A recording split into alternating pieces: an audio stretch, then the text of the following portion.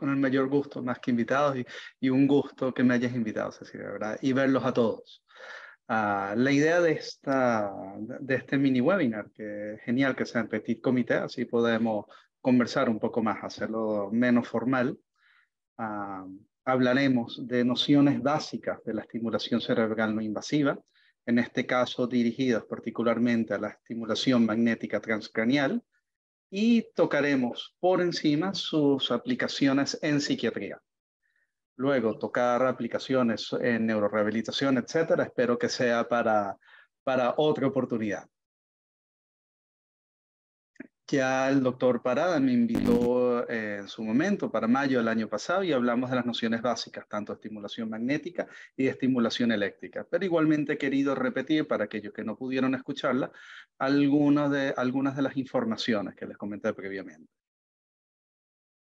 Disculpe, vamos a ver si... Bien, perfecto. Entonces hablaremos sobre cómo la estimulación magnética transcranial nos sirve en nuestro arsenal terapéutico para tratar patologías psiquiátricas. Tocaremos por encima el tema, porque podríamos estar aquí uno o varios días centrándonos inclusive en estimulación magnética transcranial en depresión. Y es que salgamos todos con una idea general al respecto. Y luego podemos profundizar con el mayor gusto. Número 1. Hablaremos de estas nociones básicas de la estimulación magnética transcranial, principalmente la modalidad repetitiva, y hablaremos de sus indicaciones y de su evidencia en psiquiatría. Distintas modalidades podemos conseguir en relación con estimulación cerebral. Tenemos la invasiva y la no invasiva. Dentro de la invasiva está la clásica Deep Brain Stimulation, que tiene hasta ahora cierto grado de evidencia, principalmente en pacientes con Parkinson. Y dentro de la no invasiva tendremos a utilizar principalmente la estimulación transcranial por corriente directa, denominada TDCS, o la estimulación magnética transcranial o TMS, dentro de sus distintas modalidades, siendo la más utilizada a día de hoy la repetitiva. Número 1, recordemos, la repetitiva. La estimulación magnética en comparación con la eléctrica funciona a través de la inducción de un campo electromagnético, contrario a la eléctrica, que sencillamente produce la inducción de un campo eléctrico, principalmente sobre cuero cabelludo, y llega a las primeras neuronas de la corteza cerebral, versus la magnética tiene la capacidad de ser aún más profunda. Como ven, el equipo de la magnética es un gran equipo, es grande en tamaño, costoso, requiere entrenamiento utilizarlo y también requiere mucho más asistencia, principalmente en sus reparaciones y en su mantenimiento. Y la aplicación de la estimulación magnética se hace a través de una bobina porque tiene internamente cables metálicos insulated, y alrededor líquidos, principalmente líquido refrigerante por las altas frecuencias que puede producir, por ende mayor calor puede producir, acompañado, ¿no?, de un brazo mecánico o de un brazo robótico, o sencillamente sin ningún tipo de brazo, y el operador es el que termina siendo el brazo. Recomendaciones: si van a utilizar un equipo, por supuesto, ya sería un brazo mecánico, que últimamente casi todos los equipos lo tienen. Aquí tenemos la ventaja de tener también un robot. Luego les comento el tema, o Cecilia cuando venga lo verá en persona. Espero. Dos modos principales en que trabajamos con la estimulación magnética transcranial. Es decir, queremos inhibir una zona o queremos excitar una zona. Eso a su vez puede inhibir aún más otras zonas o hacer un efecto contrario, de excitar otras zonas. Pero ¿de qué depende si vamos a inhibir o vamos a excitar? Más que todo de la frecuencia. Inhibimos cuando tendemos a utilizar frecuencias por debajo, alrededor de 1 Hz, y ya por encima de 5 Hz pasamos a frecuencias excitatorias. ¿Y cuál es la idea de la estimulación? Que número 1, una vez pasamos esta electricidad a alta velocidad por cables eléctricos, esto produce un campo electromagnético, y el campo electromagnético, al estar en contacto con tejido cerebral, produce un campo eléctrico. ¿Y a qué conlleva eso? A modulación de los umbrales de activación de las neuronas. ¿Qué produce al final y en qué se traduce? Sencillamente en la producción de potenciales de acción. ¿Y cómo lo produce la estimulación magnética transcraniana? De forma perpendicular a la propia bobina. Y ahora viene lo bonito y lo interesante para ir comentándoles un poco. Y vamos así agarrando una idea. Sencillamente que estimulemos o hagamos algo de inhibición sobre un punto específico, no quiere decir que no estamos actuando sobre las otras áreas. Les doy acá un ejemplo. Quiero trabajar sobre la área A1. ¿Está bien? Quiero excitarla. Pero también puedo trabajar con ella de formas indirectas. Por ejemplo, en vez de hacer protocolos excitatorios directos sobre A1, voy a hacer lo contrario, voy a hacer otros protocolos excitatorios sobre redes que la modulan de forma positiva, que en este caso sería la A2, por ejemplo. O lo contrario, si quiero disminuir la actividad de A1, excito un área como es la B1 o todo lo contrario, inhibo aún más el área B1. Como ven, hay distintas variables con las que uno puede trabajar desde el punto de vista neurofisiológico en la estimulación cerebral no invasiva, cosas que hay que tener en cuenta principalmente con pacientes pluripatológicos. Ahora bien, hay que pensar un poco más en relación con lo que llamamos conectomas y con los tractos neurofisiológicos, las famosas tractografías. ¿Por qué? Porque se sabe que al trabajar en un área específica cerebral, estamos modulando no solamente esa área, estamos modulando las áreas que están dentro del mismo lóbulo, dentro del mismo hemisferio e inclusive en el hemisferio contralateral. Y no necesariamente produciendo el mismo efecto en las otras áreas. Modalidades principales. Número 1, tenemos la repetitiva, que es la que más tendemos a utilizar en clínica, pero también hay un aumento, un auge de otras, como es la TBS. La TBS es la Theta Burst Stimulation. Principalmente la idea de utilizar Theta Burst Stimulation es que sea a 5 Hz, que es lo más similar a una frecuencia teta, que sabemos que se encuentra aproximadamente entre 4 y 7 Hz. Y esta la podemos utilizar de dos formas, tanto de forma excitatoria, que es cuando la famosa intermittent TBS, o cuando queremos inhibir zonas, que es con la continuous TBCS. El detalle es que esto utiliza altísimas frecuencias, 50 Hz se siente de forma importante cuando utilizamos el estimulador, pero reduce los tratamientos de forma importante. Tratamientos que habitualmente con RTMS, que pueden durar 15, 20, hasta media hora, habitualmente los tratamientos en ITBS o en CTBS pueden durar 7, 6 minutos habitualmente, pero tiene sus riesgos, que luego lo comentaremos. Les muestro una foto de uno de nuestros equipos similar a que ustedes creo que han evaluado. McVenture, distintas marcas y son excelentes marcas. Lo ven ahí en la pantalla, sencillamente ahí podemos programar, definimos el tipo de frecuencia, el tipo de intensidad y el tipo de onda, bien sea monofásica, bifásica o distintos tipos de bifásica para hacer pulsos apareados, por ejemplo. Y abajo pueden ver inclusive el refrigerante, que es importantísimo para cuando utilizamos altas frecuencias. Realmente se calienta el equipo, se calienta la bobina. No se puede utilizar sin refrigerante, así desde el punto de vista práctico. Las distintas bobinas que utilizamos, clásicamente la circular, que fue la primera que se realizó, la figura en 8, que es la que más se tiende a utilizar en la práctica clínica, focaliza mucho más el área que queremos trabajar. Las de doble cono profundizan y focalizan aún más y se tiende a utilizar cuando queremos trabajar sobre línea media, cercano a punto CZ o por ejemplo, en corteza dorsolateral, perdón, dorso medial prefrontal o en cíngulo anterior. Y una que es así, es muy costosa y no la tienen muchos de los centros, es NH, que puedes programarla para hacer una, dos o más estimulaciones en distintas áreas, a distintas frecuencias además. Comentarles un poco el por qué se utiliza una y por qué se utiliza otra o cuál es la ventaja. Por ejemplo, en la circular básica sabemos que tiene mucha penetración, pero no están focalizadas. Nos podría servir si realmente queremos tratar un mayor área. En cambio, la figura en 8 es todo lo contrario, mucho más focalizada, pero no es tan profunda como quisiéramos trabajar.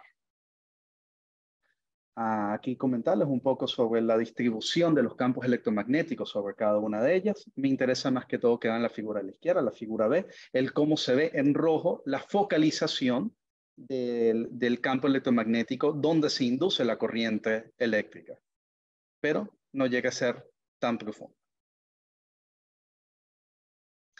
Interesante para tener los equipos. Realmente más allá, el tema de una silla que habitualmente ya viene con los propios equipos, soporte de cuello, más que todo desde el punto de vista práctico, pacientes pueden estar ahí 20 minutos hasta media hora o más si hacemos ciertos mapeos o pruebas neurofisiológicas.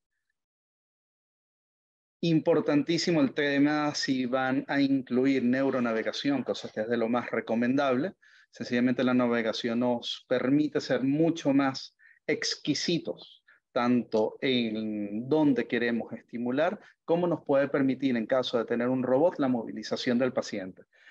Somos más exactos tanto en la medición de los parámetros faciales, que luego les comentaré en qué consisten, y también en relación con la selección de los puntos a nivel de corteza.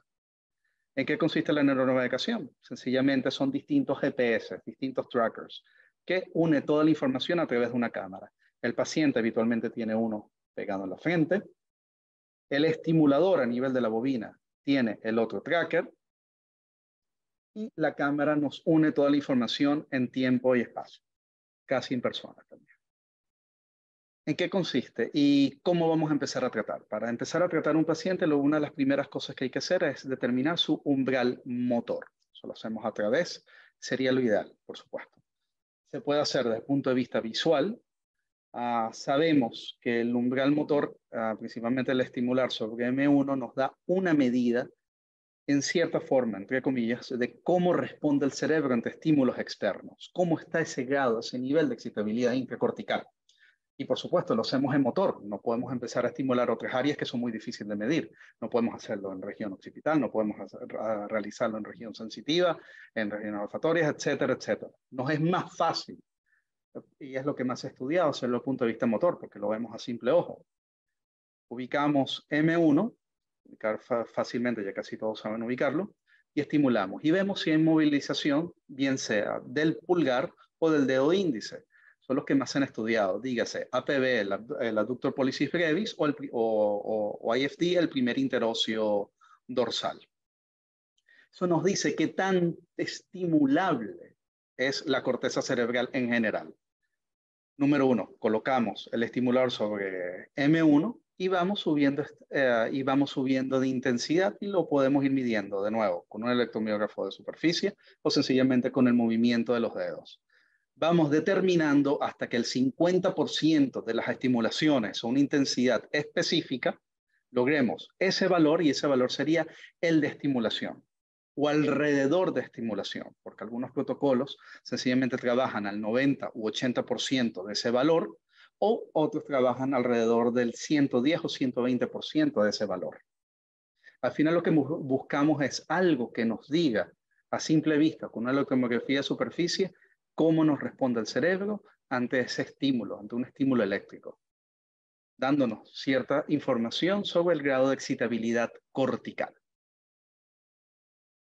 De nuevo, comentarles un poco sobre la colocación de electrodos, y de nuevo, lo más recomendable es hacerlo con electromiografía de superficie, pero no quiere decir que no se pueda hacer, como dicen en Caraqué, el ojo por ciento.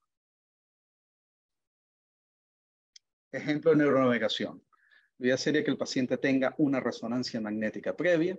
En los equipos de neuronavegación metemos la resonancia, seleccionamos un par de puntos específicos, que son como los puntos base de todo protocolo, que es la comisura anterior y la comisura posterior. Realizamos también reconstrucción 3D de la cara y seleccionamos luego distintos puntos. Y eso es lo que nos permite hacer, lo que les muestro en esta imagen, los mapeos intracorticales, es decir, la selección de puntos específicos donde queremos empezar a tratar o suponemos que está el área anatómica a tratar.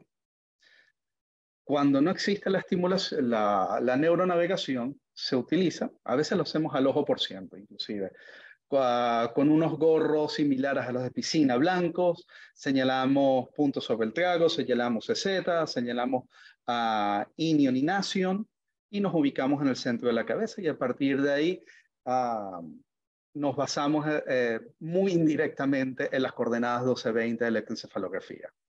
Algunos casos como estos que les quiero mostrar también sirven algo de ayuda, y los que más se tendía a hacer antes. Sencillamente colocarlos por cuadrantes, una vez hecho las medidas neuroanatómicas, si no contamos con la resonancia.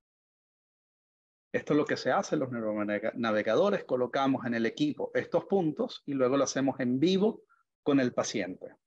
Y la cámara de neuronavegación nos capta toda esa información. También es importante, más allá también de la selección del punto, vigilar muy bien la inclinación de la bobina, porque cambia muchísimo en mínimos grados. Lo ideal sería que el centro de la bobina, lo más central donde queremos estimular, esté 100% perpendicular al área que vayamos a tratar. Cambios mínimos a veces producen cambios importantes a nivel de la corteza cerebral. Recuerda que es una superficie muy curva, tridimensional, y estamos trabajando con un estimulador 100% plano, en la mayoría de los casos. Para mostrarles un poco el cómo se ve una vez colocamos la información a nivel de la resonancia magnética y cómo podemos jugar. Podemos jugar con la dirección, podemos jugar con los ángulos, podemos jugar hasta en qué posición está la propia bobina, etc. Reducido esto a un ambiente 3D dentro del neuronavegador. Esto para recordarles de nuevo la importancia del paradigma terapéutico en cualquier tipo de estimulación cerebral, que al tratar un área no solamente estamos tratando esa área, estamos modulando el resto de las áreas, principalmente a través de fascículos longitudinales superiores, fascículos longitudinales inferiores, vías uncinadas propias intrahemisféricas, etc. Y ahora, con las indicaciones. Vamos a hablarlas así a grosso modo y luego pasaremos específicamente a las indicaciones en psiquiatría. Aprobadas por la FDA. Y a día de hoy, 3 principales. La depresión y el trastorno obsesivo compulsivo. Me faltó una que sería smoking cessation, o para que los pacientes puedan dejar de fumar. Otras, más no aprobadas por la FDA ni por Comisión Europea, esquizofrenia, estrés postraumático, algunos casos de dolor crónico, principalmente si un dolor de tipo neuropático o nociplástico, neuropático principalmente, o nociplástico, a ciertas secuelas del ictus, principalmente cuando es a nivel de secuelas motoras de miembro superior o de miembro inferior afectando la marcha, algunos casos de tinnitus, pero todavía sigue en estudio, a casos de afasia, que varios proyectos estamos realizando con afasia y cada vez más interesantes sobre su estimulación a nivel de pars triangularis, y en algunos casos de trastorno del espectro autista, que también está en estudio. También nos sirve la estimulación magnética, y el propio equipo que piensan, que están evaluando al momento, también nos sirve para hacer investigación neurofisiológica, para evaluar desde el punto de vista neurofisiológico al paciente. Podemos ver indemnidad de la vía corticoespinal, podemos determinar de una forma más exacta tanto el resting motor threshold, los umbrales motores en reposo, también podemos evaluar los umbrales motores activos. Podemos evaluar mejor la activación de zonas motoras específicas, por ejemplo, en algunas lesiones de plexo braquial. Nos permite también evaluar, tanto por excitación como por inhibición, distonías u otros trastornos del movimiento. Nos sirve inclusive para confirmar otras patologías, algunas de las mielopatías. Otro de los paradigmas, aparte del paradigma terapéutico, es un paradigma de estudio que es relativamente fácil de acceder y nos da una visión rápida del funcionamiento neurofisiológico intracerebral, que es el Per Pulse TMS o la estimulación magnética transcranial de pulsos apareados. Sencillamente consiste en una primera estimulación cercana al 80% del umbral motor en reposo, y luego volvemos a hacer otra estimulación, pero aún más superior. Y al medir, ahí sí, por supuesto, ahí tendría que hacerse con electromiografía de superficie, al determinar la diferencia que hay en los famosos MEPS, sencillamente en los potenciales motores, midiendo el condicionado y el no condicionado, la medición de hacerlo distintas veces nos da una información espectacular, porque nos da la información de cómo están las vías, tanto inhibitorias como excitatorias intracorticales. Y a su vez eso nos da la información de cómo están funcionando ciertos neurotransmisores asociados a esas vías. Por ejemplo, cuando lo hacemos a umbrales muy cortos, que es el famoso SICI, son los intervalos de inhibición intercortical, sabemos que esos principalmente funcionan a través de neurotransmisores GABA. Pero cuando lo hacemos, la diferencia pulso condicional, no condicionado, por periodos mayores a 100 milisegundos, estamos evaluando esta inhibición intercortical, pero a largo plazo, que son mecanismos asociados por GABA-B. Fíjense que algo que estamos haciendo desde el punto de vista neurofisiológico nos está indicando hasta cómo están funcionando neurotransmisores específicos en redes intracorticales. Otro ejemplo que también me gusta mencionar, porque son los que más tendemos a hacer, es la valoración de la facilitación intracortical. Se hace durante los pulsos apareados y nos dice si hay un déficit o un exceso de neurotransmisores excitatorios, principalmente mediados por NMDA. También esto nos permite hacerlo, no tanto en per pulso, sino cuando hacemos un solo pulso, pero distintas veces, hacer hasta mapas topográficos de funciones cerebrales y neurotransmisores o canales de algunos neurotransmisores a nivel de la corteza cerebral, como vemos abajo. Podemos ver inclusive cómo están funcionando ciertos neurotransmisores y en qué áreas o hay un déficit de su funcionamiento o un exceso de funcionamiento. Esto también se puede hacer con un equipo de estimulación magnética transcranial. Entre las contraindicaciones, por supuesto, ciertos medicamentos que nos pueden alterar los umbrales convulsivos, los implantes metálicos, principalmente a nivel de cabeza a cuello. Tema de marcapasos es controversial, pero por medida de precaución no se tiende a hacer con pacientes con marcapasos. Historia de epilepsia depende, porque inclusive hay ciertos protocolos que nos pueden servir para tratar al paciente con trastorno convulsivo o con epilepsia. Algo que sí es sencillamente evidente, la primera contraindicación es que el paciente no quiera, y la segunda contraindicación que sencillamente no estamos claros si le conviene o no este tratamiento al paciente. Neonatos también es una contraindicación, y en relación con embarazadas cada vez va cambiando más, cada vez las guías más inclusive sugieren en algunos casos la posibilidad de hacerlo en pacientes embarazadas con trastornos depresivos resistentes a tratamiento farmacológico.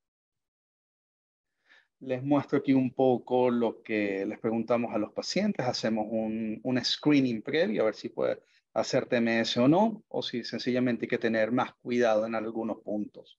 Si ha tenido un ictus, si lo ha hecho previamente, si ha tenido dolores de cabeza, pero lo que más nos preocupa es que tenga algún implante eléctrico, metálico o magnético a nivel de cabeza o cuello. Marcapasos nos preocupa, y también nos preocupa que tengan bombas de infusión, bien sea de insulina o de baclofeno. También tendemos a tomar en cuenta con el momento de hacer el screening qué medicación tiene actualmente el paciente para ver qué tanto nos puede variar tanto las búsquedas de los umbrales motores como el propio tratamiento. En relación con los efectos secundarios, dentro de toda la lista de supermercados que existe, les puedo comentar un poco lo que vemos en la clínica diaria. Cefalea, dolor de cabeza que se va con un acetaminofén humilde y simple de toda la vida. Pueden terminar con algo de dolor de cuello por el tiempo que tienen que estar sentados, más cuando hacemos pruebas neurofisiológicas. Mapeo puede durar 1 hora, 2 horas. También alguna sensación rara a nivel del cuero cabelludo. A algunos les puede molestar el ruido del estimulador, principalmente aquellos que son personas muy sensibles. En relación con síncope vasovagal, cada vez está menos descrito, más que todo en pacientes muy susceptibles y altas frecuencias. Y el que más nos preocupa, que es una crisis convulsiva. Cada vez ocurre menos, cada vez los protocolos son más seguros, cada vez se escoge mejor el paciente, y por eso la importancia de hacer los test de screen antes de que se le aplique la terapia magnética transcranial. Y principalmente sí que tiene que tener un poco más de énfasis al momento de hacer el screening. ¿Por qué? Porque la gran mayoría de la literatura en relación con TMS a los pacientes psiquiátricos, principalmente multimedicados por depresión, trastorno obsesivo compulsivo, pueden tener un aumento o producen más diferencias o más cambios de umbral, por ende mayor riesgo de una aparición, que de nuevo siguen siendo raras. También la literatura, pero esto en la práctica clínica casi no lo vemos, aquellos que con bajo peso o aquellos que con hábito tabáquico actual también en teoría corren más riesgo, pero en la práctica clínica no lo vemos. ¿Quiénes sí tienen más riesgo? Y se les avisa bastante, principalmente aquellos que tienen trastornos de uso y abuso de sustancias. Eso también debiera incluirse en todo tipo de screening para quienes lo pueden realizar. Otra cosa que también hay que estar muy pendiente, se las voy comentando una vez, cuando se hace este tipo de terapia en los pacientes con trastorno bipolar. Algo que está muy descrito es que algunos de ellos pueden realizar crisis hipomaníacas durante la terapia con estimulación magnética transcranial. A veces esa mejoría que siente desde el punto de vista clínico nos puede dar esta crisis de forma rápida y forma súbita. Hay que estar muy pendiente de ello. Y bien, entramos directamente al tema ya de psiquiatría. Número uno, les recomiendo siempre este artículo sobre los protocolos actuales. Están varios de los grandes, principalmente al buscar literatura, Le Faucher y mi jefe, y quien nos ha entrenado bastante, el doctor Álvaro Pascual Leona, que viene desde los años 80 trabajando este tema. Si alguien sabe de tema, es el doctor Pascual Leona. Busquen información de él y sus artículos. Y luego también el doctor Le Faucher. Ah, ¿Qué más? Esto es también un poco de propaganda de nosotros, un poco lo que venimos trabajando. Fíjense que el doctor Pascual Leona ya trabajando de los años 90 y estas son parte del equipo que trabajamos en estimulación cerebral no invasiva y en salud cerebral. El doctor Pascual Leona y el doctor José María Tormos, que también tiene mucha experiencia en el tema. Y de nuevo, algo más de propaganda, pero para que vean los usos que hacemos. Actualmente estamos con el proyecto Prehabilita, de prehabilitación, rehabilitación y tratamiento de pacientes con tumores cerebrales. Aunque es una contraindicación en ciertos casos, principalmente para las valoraciones neurofisiológicas, y según resultados que consigamos en las resonancias magnéticas funcionales, podemos llegar a hacer la estimulación magnética transcranial de forma preoperatoria y posoperatoria. Esto lo hacen perioperatorio nuestros compañeros neurocirujanos. Pero, ¿qué es lo más importante? Y una de las cosas que quiero que salgan muy bien grabadas de esta conferencia, que más allá que tengamos el equipo, y les muestro una de nuestras sillas, el robot detrás con sus brazos, por ahí están algunos de los cables del electromiógrafo, está el equipo, es lo que les muestro al lado, tanto para con colegas rehabilitadores y psiquiatras. Esto no es la panacea. Esto solo por su cuenta no hace absolutamente nada. Si el paciente no tiene su control médico por psiquiatría, sino también no tiene el apoyo psicológico, si no tiene el apoyo familiar, si no tiene el apoyo social y si no tiene todo este apoyo de equipo multitransdisciplinar, con esto no hacemos absolutamente nada. Va a venir, le haríamos 20, 30 sesiones y adeu. Y no es la idea. La idea es que esto sea una herramienta más que podamos hacer dentro de este tratamiento trans y multidisciplinar del paciente. Bien. ¿Por qué vamos a hacer estimulación magnética transcranial en los pacientes con psiquiatría?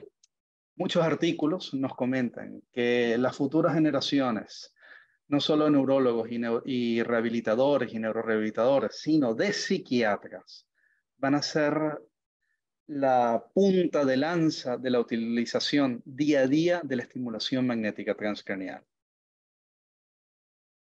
¿Por qué sería y por qué lo utilizaríamos? Está descrito y lo vemos en la práctica clínica, que hasta puede haber un fracaso del tratamiento farmacológico, hasta en más del 60% de los pacientes con distintas patologías. Tiene las ventajas que, número uno, contrario a la terapia electroconvulsiva, esto no induce como tal, o no es necesario la inducción de una crisis convulsiva. No hay que dormir al paciente. Además, esto, contrario a la terapia electroconvulsiva, esto es una terapia que es focal, muy, muy, muy focal. ¿Qué más? No incluye ningún otro tipo de tratamiento alrededor, excepto el tratamiento farmacológico que está recibiendo en su momento. Y hasta el momento no está descrito que no produce cambios neuroplásticos negativos porque se debe a la muy buena selección del paciente. Si se selecciona el paciente inadecuado, con el protocolo inadecuado, por supuesto que vamos a ver empeoramiento y cambios neuroplásticos positivos. Pero siguiendo los protocolos adecuados, no tiene por qué haber empeoramiento, por lo menos no tiene que haber cambios neuroplásticos negativos crónicos a largo plazo. ¿A quiénes o qué vamos a tratar? Depresión, lo que más se ha tratado y lo que más se ha estudiado. Número 2, luego de depresión, el trastorno obsesivo compulsivo, tanto en su componente obsesivo y tanto en su componente compulsivo. Luego, el estrés postraumático. Esto se ha estudiado, se ha trabajado más principalmente en los hospitales de veteranos de los Estados Unidos. De ahí inició la investigación en esta patología particular.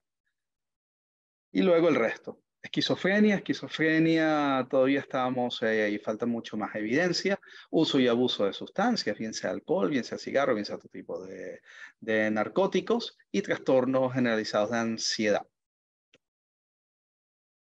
¿Y a quiénes tratamos? La idea, y es lo que llevamos viendo ahora, es que estamos tratando a aquellos con fracaso del tratamiento conservador o farmacológico. Pero hasta cierto punto. Hasta el momento, seguimos trabajando así, pero todo apunta que en algunos pacientes de forma muy selecta, muy selectiva, puede ser que esto llegue a ser inclusive la primera línea de tratamiento. Eso lo dejo para discusión. Un tema controversial y sencillamente lo voy a mencionar en esta lámina. Luego podemos conversar del tema otro día, que es el uso de la estimulación magnética transcranial en niños. Es un cerebro excesivamente plástico.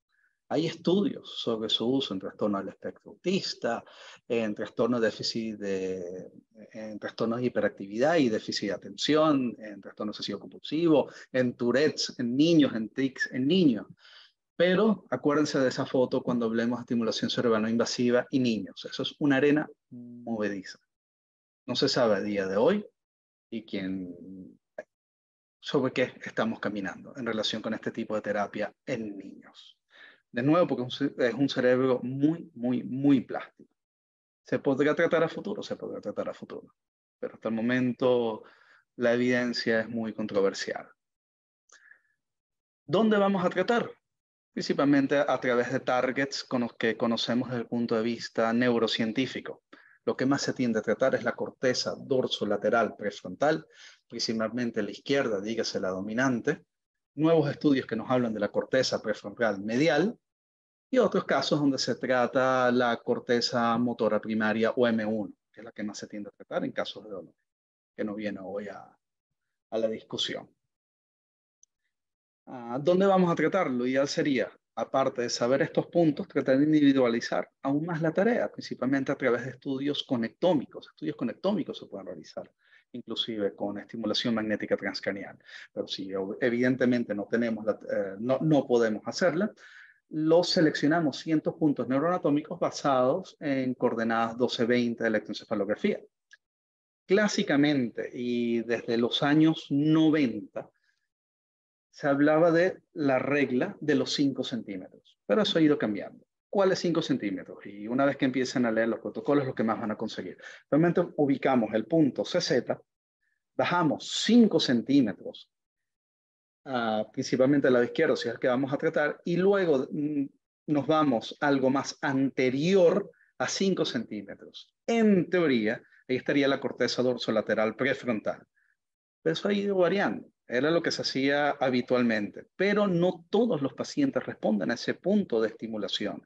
Habitualmente, un tercio de los pacientes no llega a responder y nuevos protocolos más actualizados hablan no de 5.5, perdón, no de 5 centímetros, sino de 5.5 e inclusive 6 o 6.5 centímetros. Era algo que se hacía muy ad hoc, pero se sabe que no todos los cerebros, no todas las cabezas son del mismo tamaño, no todos los cerebros son del mismo tamaño. Por ende, esta pequeña variación ya no tanto de 5 centímetros. También, ¿dónde vamos a seguir estimulando? Lo que hayamos determinado previamente a través de los equipos de neuronavegación, porque no solamente algunos nos indican hasta los puntos a nivel corticales, sino nos pueden determinar hasta puntos subcorticales. Y si combinamos eso con espectrográficos, mejor todavía. Pero eso se tiende a hacer más en investigación, con el tema de los estudios cartográficos. Cosa que nos puede ayudar y nos puede servir para individualizar aún más el tratamiento, y eso es lo que buscamos. También pensar un poco al momento de hacer el tratamiento sobre la parcelación de los distintos networks que tenemos, bien sea el modo de default, todas estas conexiones frontoparietales, que es la que más tendemos a trabajar en esta área. Vías visuales no se trabajan tanto, somatomotor se trabajan principalmente en áreas de dolor y el sistema límbico en pocas patologías. Pero pensar siempre en ellos al momento de trabajar. Otro de los sustratos, pero esto lo tendemos a hacer más en recerca, es que se ha determinado a través de exámenes de medición volumétrica, voxels, etcétera, a distintas áreas de actividad que pueden coincidir en múltiples puntos en distintas patologías psiquiátricas. Y si se fijan los que vemos acá, bien sea en redes de default, en redes salientes, en otro tipo de redes, tienden a tener puntos en común. Corteza prefrontal, algo de temporal, corteza singular anterior. Es decir, hay un sustrato desde el punto de vista neurocientífico que nos puede coincidir en la mayoría de las patologías psiquiátricas. Eso muy, pero muy entre comillas.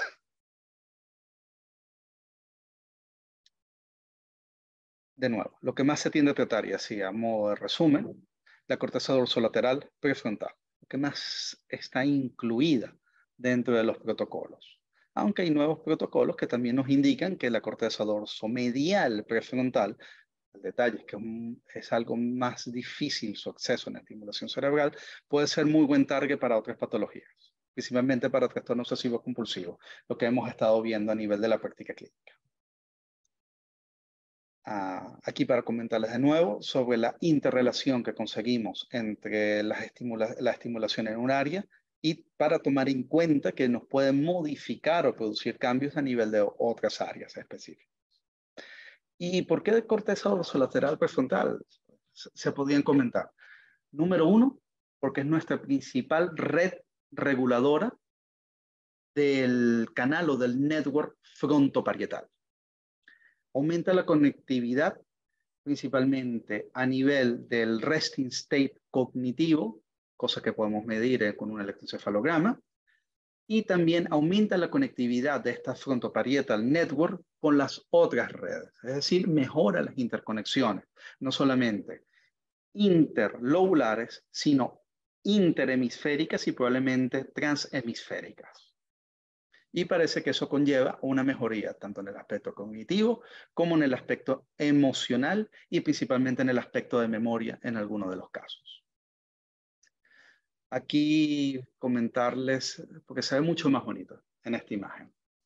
Vemos cómo al estimular corteza dorsolateral prefrontal del hemisferio dominante, vamos a activar estas tres redes. Y estas tres redes, a su vez, distintos targets neuroanatómicos. Por ejemplo, aquí primero podríamos ver que al estimular corteza dorsolateral prefrontal nos activa o nos modula nuestra corteza default. Y esta corteza default tiene un papel muy importante y muy regulador en la corteza singular, no solamente la anterior, sino media y posterior. Número dos, si activamos también de nuevo corteza dorsolateral prefrontal, podemos activar unas vías que nos van a cierto centro, la vía de saliencia, a centros un poco más profundos, casi diencefálicos. Y si activamos la vía ejecutiva central, esto nos lleva a toda una modulación de vías longitudinales superiores, es decir, desde frontal hasta parietal. En resumen, ¿dónde vamos a estimular?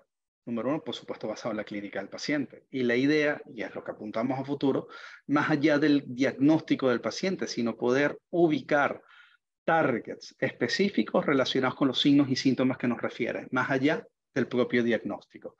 Lo ideal sería identificarlo a través de todas las pruebas neurofisiológicas que les comenté, incluyendo también unas pruebas imagenológicas como una resonancia magnética funcional, o sencillamente a través de la ubicación anatómica básica que realizamos del día a día, con la regla de los 5 de los 5.5.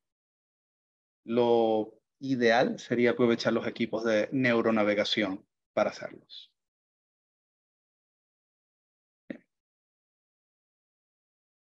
Aquí quería mostrarle un poco dónde está ubicado y el tema del brazo robótico, que nos ayuda a determinar exactamente el pulso.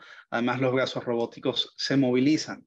Si se mueve el paciente, nunca deja de estimular. Inclusive con la propia respiración hay mínimos cambios. Y además nos ubica perfectamente perpendicular al punto de estimulación. Y bien, ¿en qué momento estimular?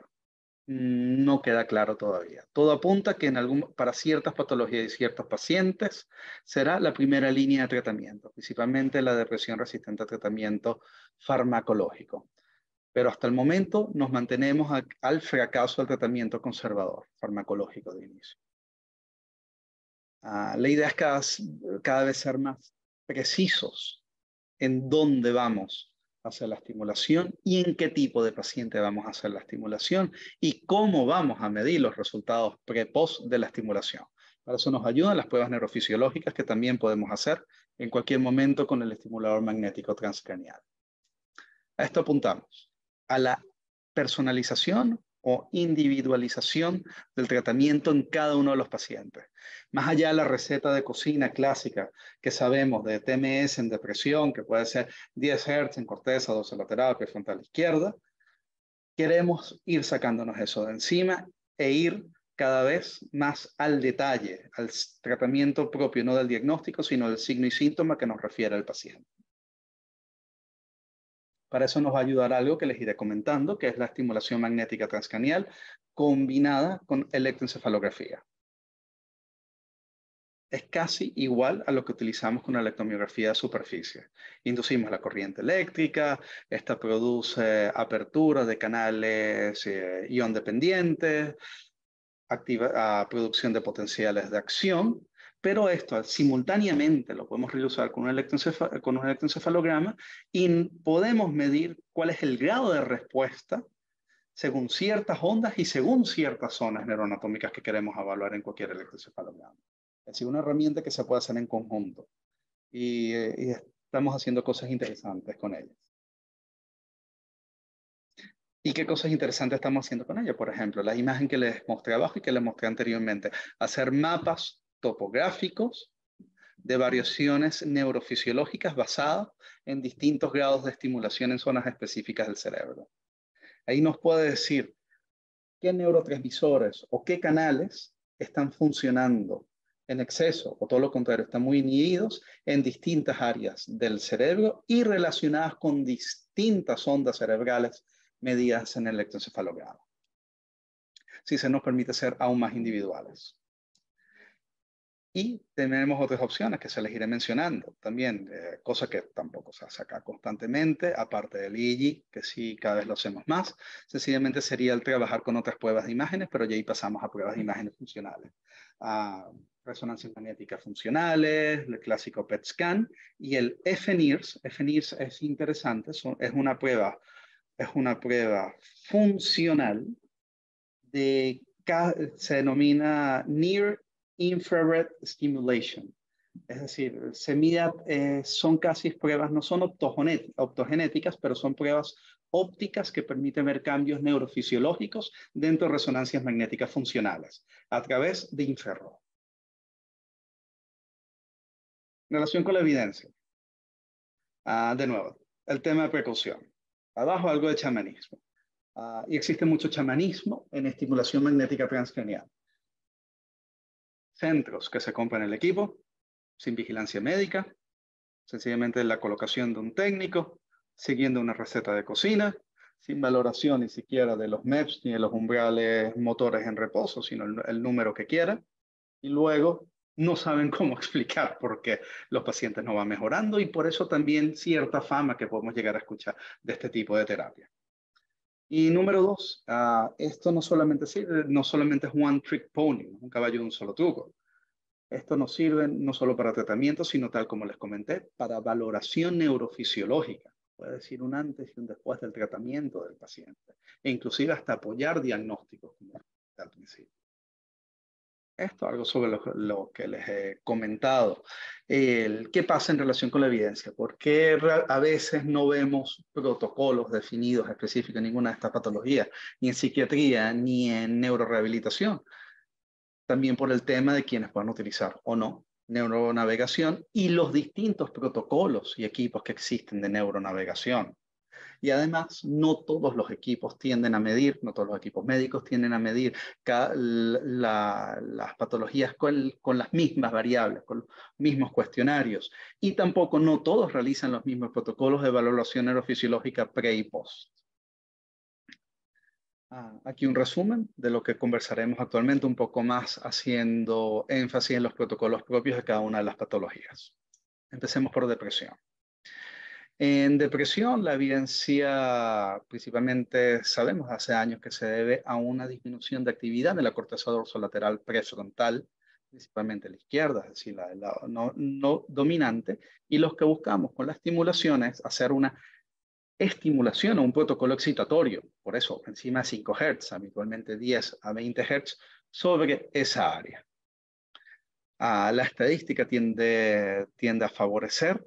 De nuevo, nuevas guías irán incluyéndola como protocolo, como herramienta de primera línea. Podemos ver que no solamente al hacer una estimulación magnética, sino también hacer estimulaciones a distintos rangos de frecuencia, no solamente 10, sino 20, o hacerlo inclusive de forma lateral, también puede traer buenos resultados. ¿Cuántas sesiones? Casi todos los protocolos, más no todos, en psiquiatría, y de eso tomamos como ejemplo lo que más se ha estudiado. Depresión nos habla de 5 sesiones semanales por aproximadamente 20 a 30 sesiones. Es lo que se tiende a hacer en la mayoría de los protocolos. Sabemos que 10 sesiones tiende a ser muy poco, 15 sesiones tiende a ser un poco. Empezamos a ver los cambios, cambios neuroplásticos, que al final es la base de todo lo que estamos haciendo, a partir de la sesión número 20 o la sesión número 30. En algunos casos hasta se pueden alargar, pero la evidencia apunta a este número y quiero que se lo graben, de 20 a 30 sesiones diarias.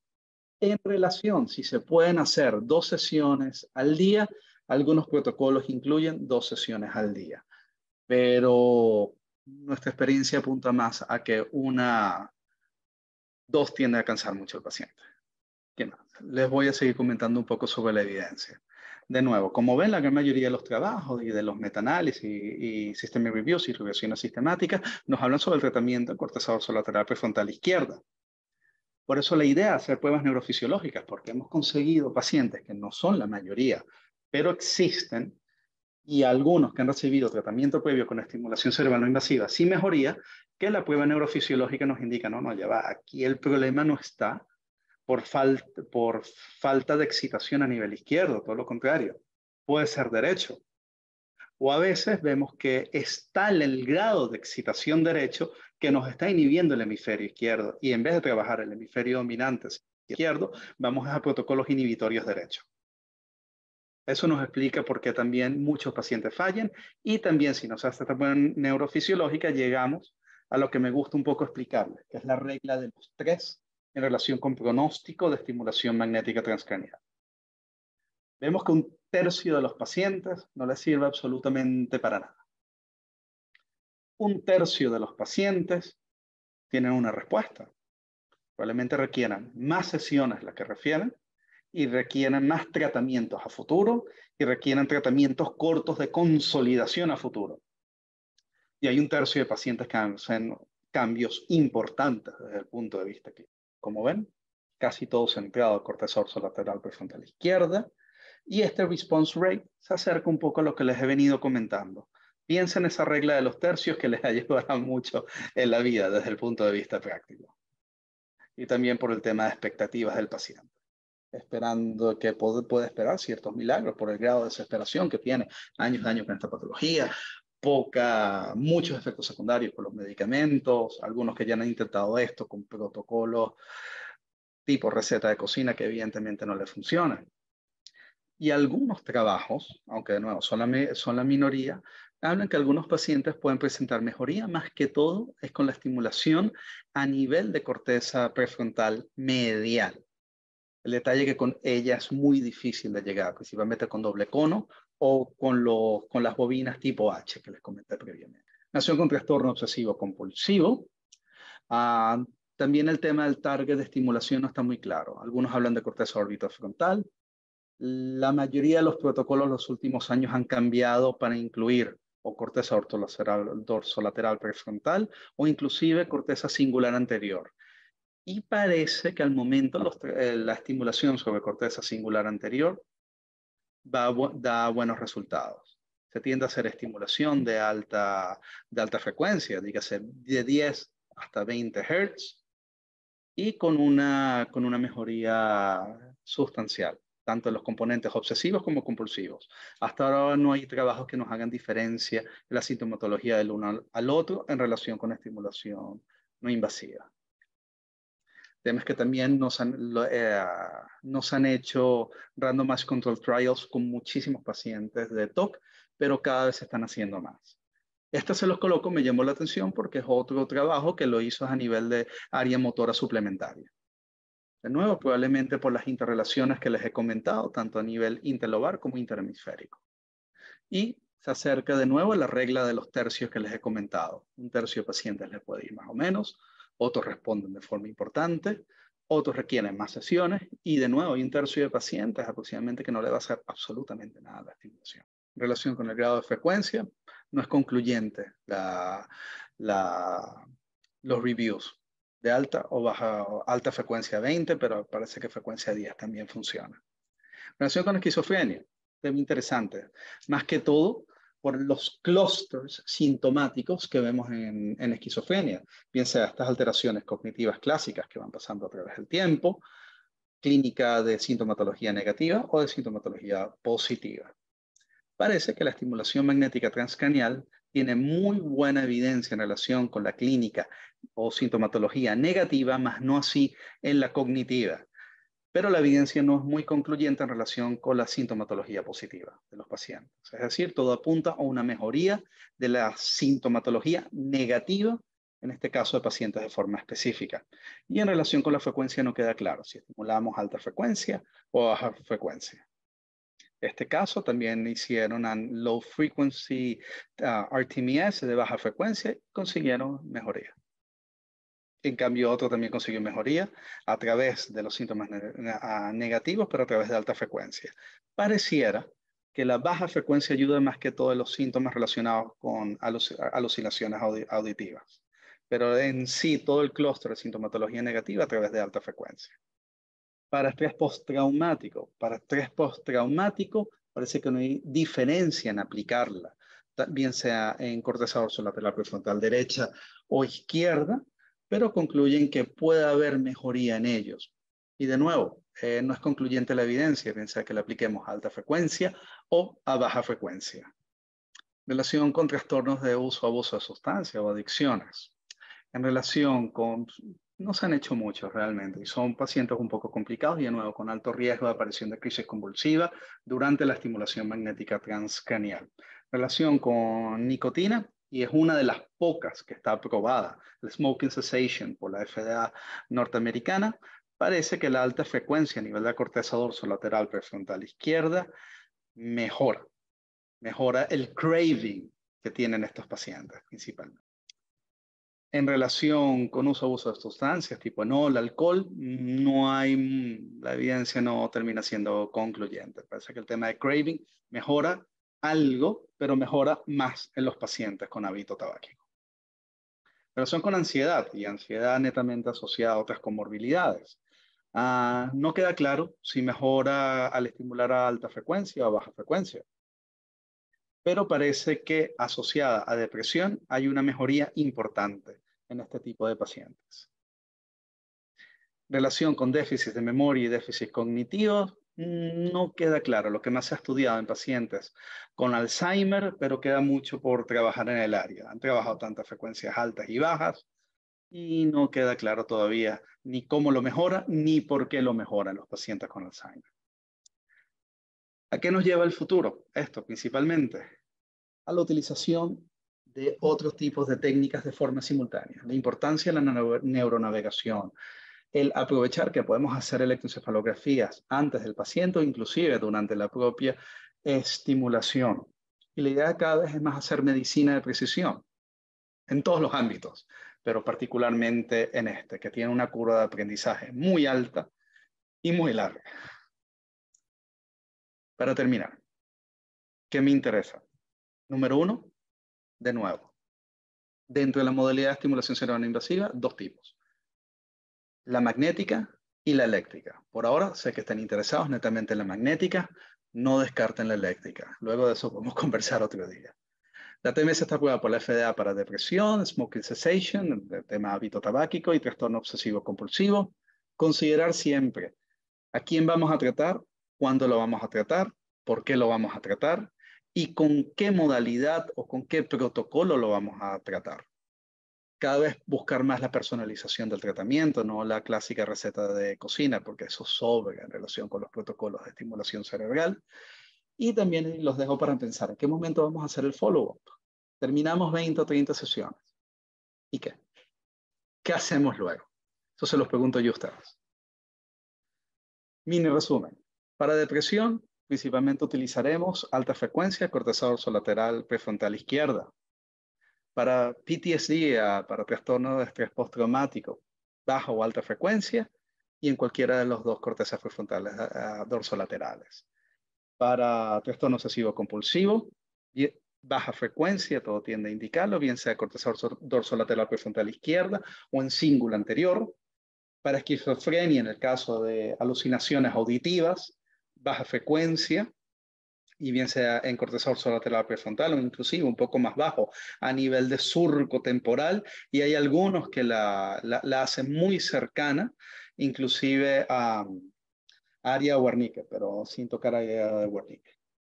En relación con esquizofrenia, para los síntomas negativos, ahí se utiliza alta frecuencia, corteza dorsolateral prefrontal izquierda, para adicciones a alta frecuencia en el mismo target, y para ansiedad es muy similar, si se dan cuenta, o casi igual los protocolos para trastorno, para estrés postraumático, que no hay mucha diferencia entre hacer frecuencia alta o baja, y tampoco el lado derecho o el lado izquierdo. Me gustaría conversar en algún otro momento, si les parece, sobre los protocolos individuales de cada uno de ellos, porque podemos estar una tarde o varias hablando netamente de depresión, cuál es el state of the art actual y cuál es la evidencia en terapias combinadas. ¿Qué pasa si combinamos no solamente el tratamiento farmacológico con la estimulación cerebral no invasiva y fisioterapia y actividad física?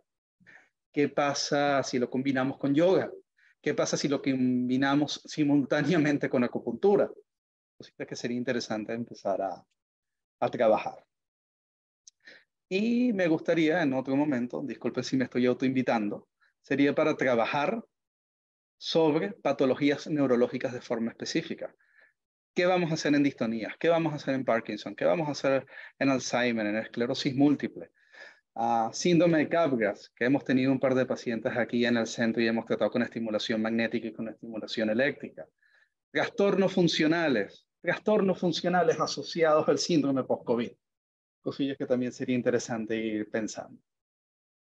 Y bueno, creo que estamos listos. Tienen mi correo electrónico, tanto del centro como de la universidad, y el grupo y los grupos que me apoyan, especialmente mi querida Sociedad Venezolana de Medicina Física y Rehabilitación.